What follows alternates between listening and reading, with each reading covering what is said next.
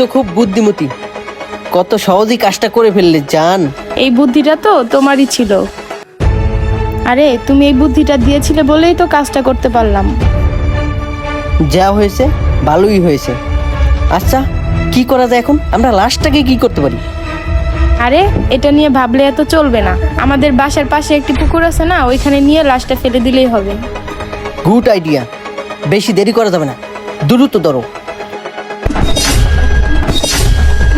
জীবন, তুমি মারা যাওনি? জীবন, তুমি এখনো মরনি, তুমি বেঁচে আছো? না, এখনো মরিনি, তবে মরার মতো জিন্দা লাশ হয়ে শুয়েছিলাম। রিয়াজ, রিয়াজ। আরে ওই খাড়া কইতাছি। এই শোন, তুই যাকে রিয়াজ রিয়াজ করে রাখতেছিস না, তোমার ওই নাগর আর কখনোই আসবে না। এই তুই কি ভাবছিস, তুই এই দুধের মধ্যে বিষ মিশিয়ে আমাকে মেরে ফেলবি? না মানে জীবন, তুমি এসব কি বলতেছো? আমি কেন তোমাকে মেরে ফেলতে চাইবো? ও আচ্ছা তাই, এখন ভালো সাজার নাটক শুরু করে দিয়েছো।